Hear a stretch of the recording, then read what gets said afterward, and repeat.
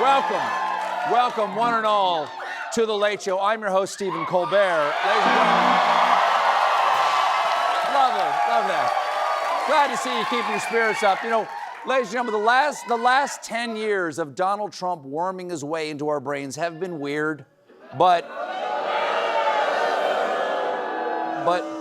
yesterday might have been the weirdest weird that ever weirded, and I'll just let this actual 100% real, we did not make this up or change this footage in any way, C-SPAN report sum up the times we live in. President Trump spoke to reporters outside the Oval Office after having McDonald's delivered via the online food ordering service DoorDash. He then took questions from reporters on several topics, including the ongoing conflict with Iran and a recent Truth Social post depicting himself as Jesus, which he denies, saying he thought it depicted him as a doctor. Even C-SPAN can't make that sound normal. If you just woke up from a coma and that report was the first thing you saw, you'd ask the doctor to put you back in. I'm sorry. No, I'm sorry. There you go. I'm sorry. You'd ask the Jesus to put you back in. By now, I'm sure everyone here has seen the AI slop image of Trump that he posted depicting himself as a cross between Jesus and Dr. Strange. This recreational blasphemy got Trump so much heat that he pulled the post down from social media, and now people can only see it everywhere on the internet.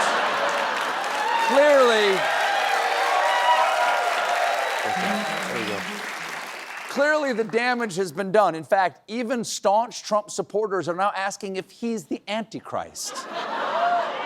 Well, I mean, it's an interesting theological question, but who are any of us to judge whether, yes, he is. I'm joking. I'm joking, obviously. But I'll tell you who's not joking. One right-wing podcaster and Trump supporter said, in 18 months, I went from hesitantly voting for Trump to thinking there's a decent chance he's the Antichrist. And I gotta say, it doesn't help that the message on his new hat says, yeah. Here's how offensive Trump's AI Jesus post was. The Knights Templar said they condemn it wholeheartedly and asked for a public apology. The Knights Templar. These angered the Knights Templar. Well, it's official. We're trapped in a Dan Brown movie. Quick, somebody find Tom Hanks and give him a terrible haircut. Aren't those the guys at the end of the Indiana Jones movie with the... Last night, we got some attempted damage control from Vice President and scornful hamster, J.D. Vance. Vance went on the Brett Baer Power Hour to staunch the bleeding. Take a look. Well, first of all, Brett, I think the president was posting a joke, and of course he took it down because he recognized that a lot of people weren't understanding his humor. Yeah. It was just humor. God humor. The Bible's full of it. I mean, remember what Moses said to Pharaoh? Tell my people joke. Of course, Charlton. Wow. Hold the rubber chicken. Of course, this isn't just Dr. Maybe Jesus. Trump also posted a long message criticizing the Pope. Why would you start a beef with the Pope?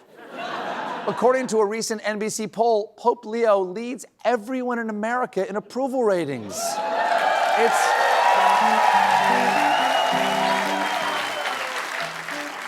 It's got to piss Trump off to learn that the most popular guy on the planet lives in a palace dripping with gold and wears an insane hat, and it's not him.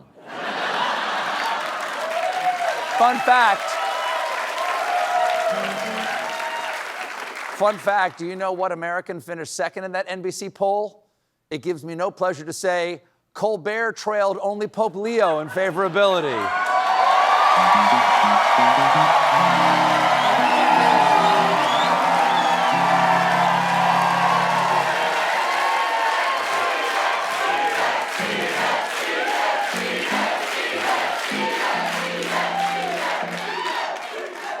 Forgive me, I lied. I actually found that quite pleasurable.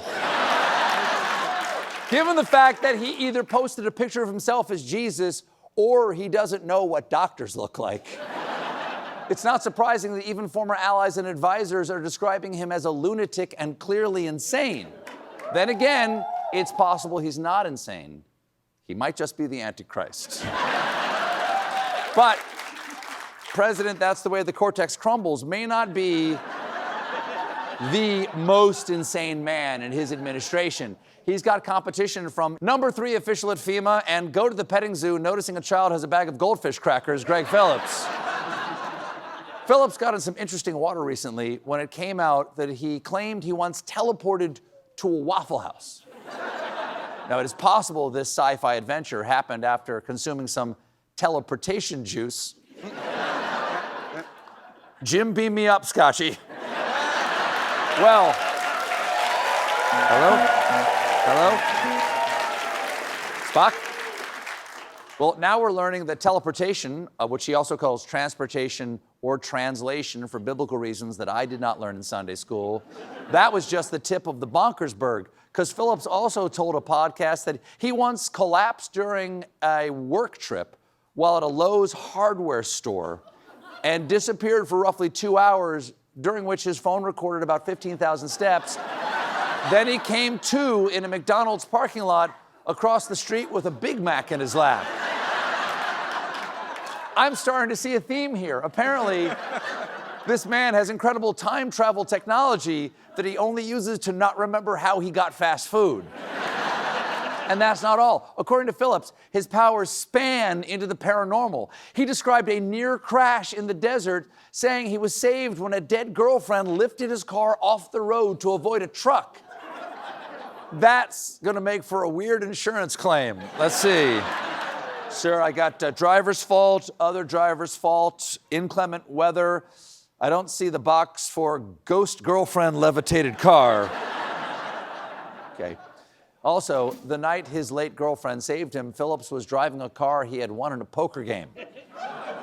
It's like that Kenny Rogers song, you gotta know when to hold 'em, know when to fold 'em, know when to walk away from your girlfriend's ghost. You gotta count your money, do some teleportation, wind up in a Waffle House and eat some Texas toast. So,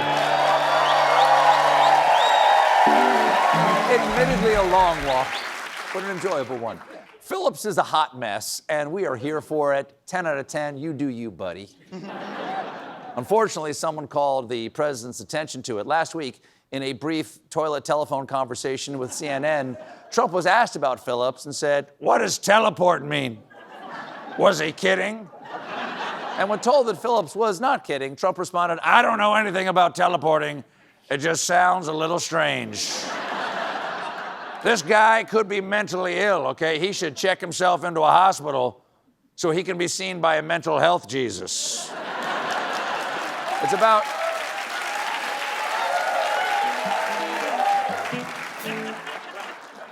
It's time to talk about sex, baby. Yeah. Specifically, what it make. Because, according to new data from the CDC, the U.S. fertility rate fell to a new record low in 2025. Yes, people are making... Really? You know where babies come from, right? People are making fewer babies, and I think we know what's to blame. The Taco Bell Creamy Chipotle Crispy Chicken Crunchwrap Slider. How are we supposed to get it on when I'm already pregnant with a food baby? Plus, no sex could possibly compare with how good it feels going to town on that thing, or how much shame you feel after. The youths out there are especially prone to the no bone. One survey found that 67% of Gen Z adults would pick a solid night of sleep over sex. Of course, you could have sex and then go to sleep, but then why are we paying for ad-free Netflix? All in all, a low fertility rate is bad for any country because population stability requires about 2.1 children per woman, and America has fallen below 1.6 children per woman. Not clear how many you need per man. Fellas, I say we get together and work the numbers at a Buffalo Wild Wings or maybe Taco Bell. They got these crunchy, cheesy creamins, these chicken pouchy things that'll really jumpstart your crank. There's one. I don't know what any of this means. There's one area of growth. Births among older women are rising as the fertility rate for women ages 30 to 34 increased by 3%. And this is fun. So is the murder rate among those calling people 30 to 34 older women. Now, am I going to finish this? Am I going to make it through this monologue? I don't know. Hitting some black ice. Well, I want to build on any positive baby momentum out there. So if you're an American considering having kids but just can't get in the mood, meet me over at the Get It On Cam.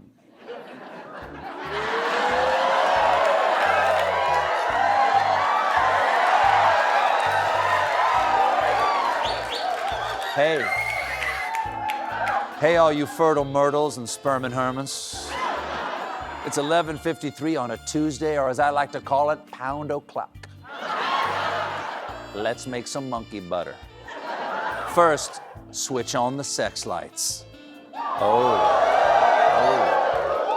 Now you can't see any spaghetti stains on the couch.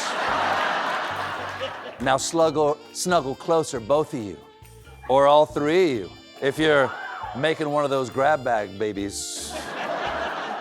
Now I'll say some sexy words to rev your engines. Low interest mortgage. Dishwasher safe. In-laws got their own ride home from brunch. By now, I'm sure you're ready to put the do-it dough in the loving oven. I'll give you some privacy. Whoa. Points for style. Now I'll tell you something to bring you to the final brink of ecstasy.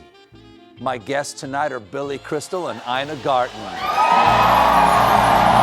got a great show for you.